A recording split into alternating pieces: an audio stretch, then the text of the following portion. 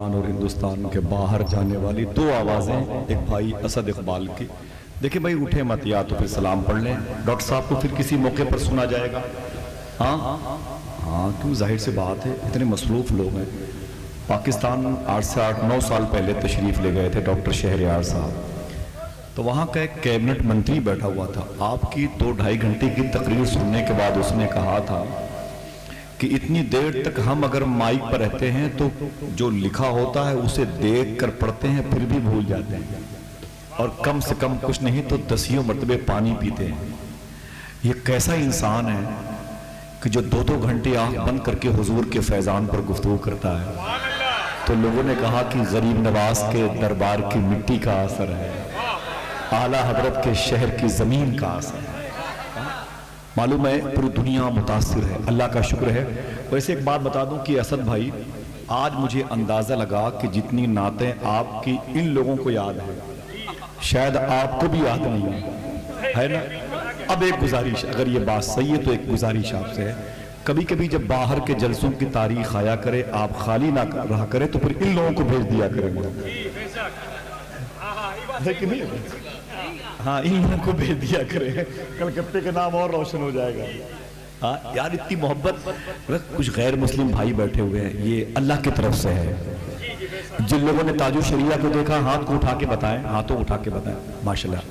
جن لوگوں نے نہیں دیکھا ہے وہ اسد اقبال صاحب کی زبان سے تاج الشریعہ کا نام سن کے وہ ذرا سا افسوس کرتے ہوں گے، وہ دعا کرتے ہوں گے کہ میرے لفظوں کو محبت کی گواہی مل جائے، مجھ کو بھی مملکت شیر کی شاہی مل جائے، میں بھی خسرو کی طرح رقص کروں شیر کہوں، کاش مجھ کو کوئی محبوب الہی مل جائے.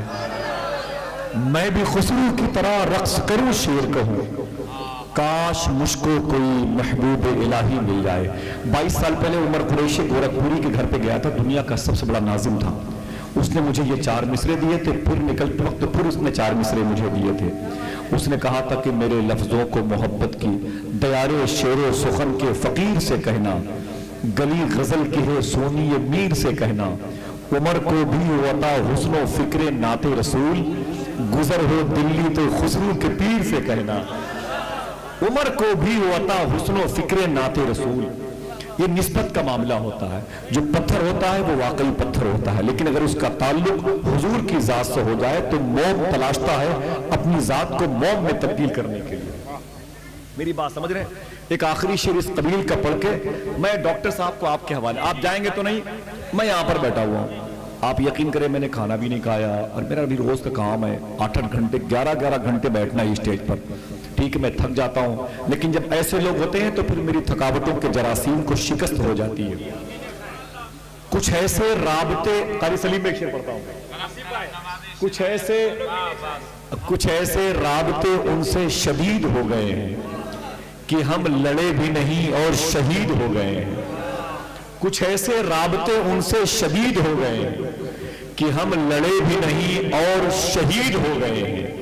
کبھی جو وقت ملے ان کے پاس بیٹھا کر، جو لوگ عشق میں بابا فرید ہو گئے ہیں. کبھی جو وقت ملے ان کے پاس بیٹھا کر، کچھ ایسے رابطے ان سے شدید ہو گئے ہیں کہ ہم لڑے بھی نہیں اور بولے آپ لوگ گھر سے آ سکتے ہیں، یہاں کیوں نہیں آ سکتے؟ ایک سامنے وہ گلی کے بالکل آخری موڑ پر ایک چھوٹی سی دکان کھول رکھی تھی، ایک دم وہاں سے گلی ختم ہوتی ہے. ان کے دوست آ گئے، بولے بھائی یہاں کیا کرتے ہو؟ بولے یہ دکان میری ہے. بولے دکان یہاں گلی کے نکڑ پہ، یہاں کون آئے گا؟ یہاں تو بوہنی نہیں ہوگی، شوق ہے تو مارکیٹ میں آؤ. تو بولے یہاں کوئی نہیں آئے گا؟ بولے یہاں کوئی نہیں آئے گا. اس نے کہا یہ بتاؤ یہاں موت کا فرشتہ آ سکتا ہے کہ نہیں؟ یہاں موت کا فرشتہ آ سکتا ہے کہ نہیں؟ اس نے کہا ہاں یار وہ تو آ سکتا ہے. اس نے کہا سن، جب موت کا فرشتہ آ سکتا ہے تو رزق بانٹنے والا فرشتہ کیوں نہیں آ سکتا؟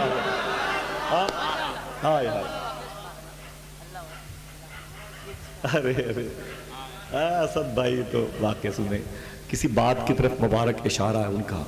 کچھ ایسے رابطے ان سے شدید ہو گئے ہیں کہ ہم لڑے بھی نہیں اور شہید ہو گئے ہیں. کبھی جو وقت ملے ان کے پاس بیٹھا کر، جو لوگ عشق میں بابا فرید ہو گئے. حضرات اس قدر فضا ہے. بھائی اسد صاحب نے ابھی سب سے آخر میں کون سا کلام پڑھا؟ بولے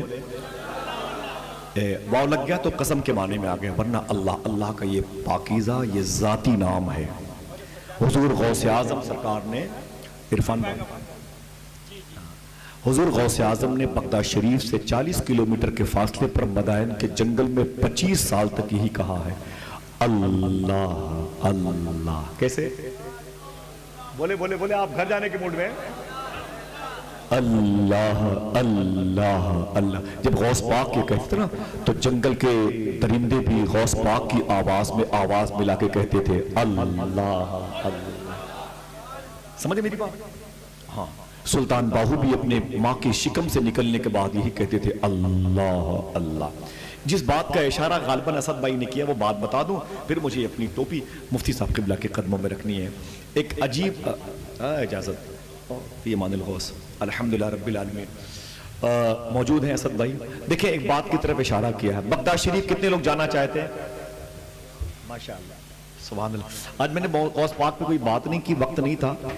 ویسے میں کئی سال کے بعد اب کی 11ویں شریف کے مہینے میں بغداد شریف نہیں جا پایا. کئی سال کے بعد بغداد شریف نہیں جا پایا. بڑا تڑپا، بڑا رویا. پھر یہ کہہ کے مطمئن کیا اپنے دل کو کہ قید سرکار کی سیرت نہیں کی جا سکتی، صرف الفاظ سے مدحت نہیں کی جا سکتی. وہ اگر در پہ بلا لیں تو کرم ہے، ورنہ نہ بلائیں تو شکایت نہیں کی جا سکتی. وہ اگر در پہ بلا لیں تو کرم ہے، ورنہ. تو بغداد جانا چاہتے ہیں؟ ہاتھوں کو اٹھا کے بتائیں.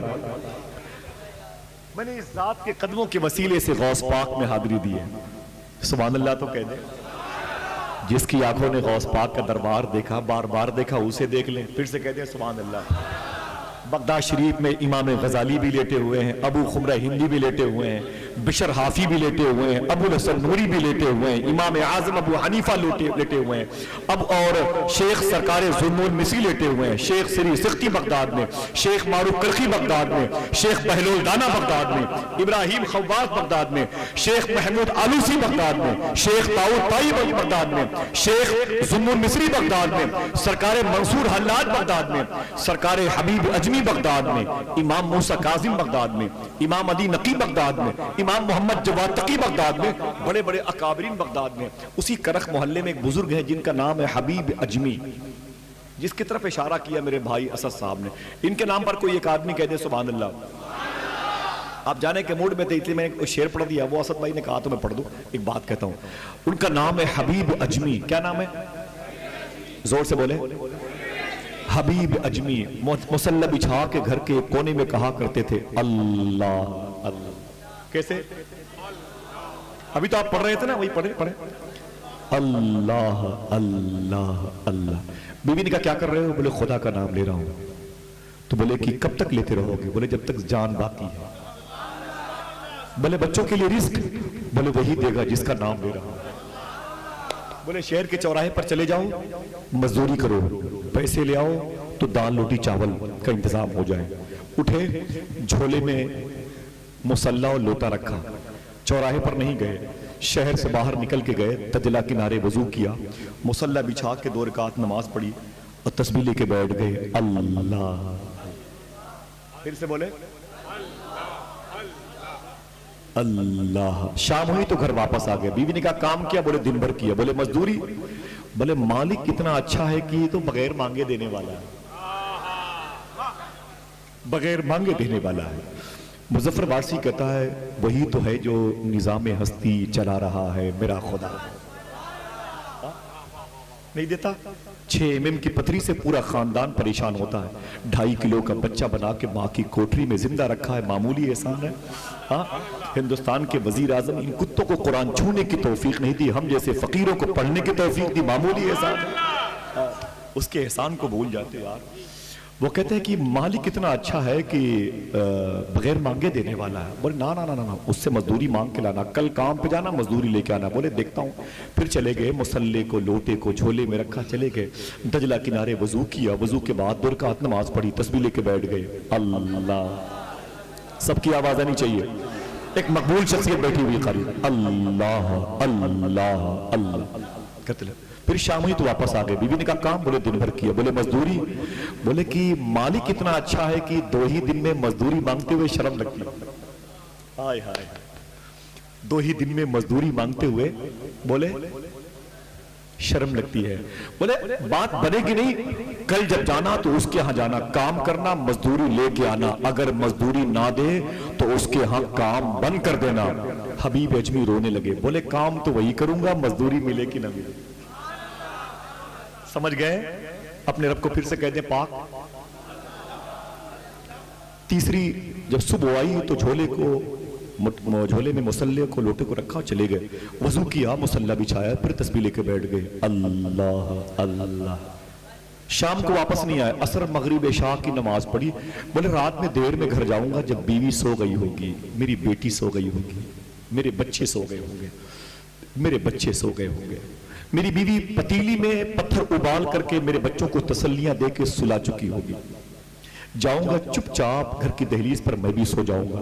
فجر کی اذان کی آواز آئے کہ چپ چاپ نکل کے پھر گھر سے باہر، پھر اسی ندلہ کنارے مصلہ بچھا کے کہوں گا اللہ اللہ.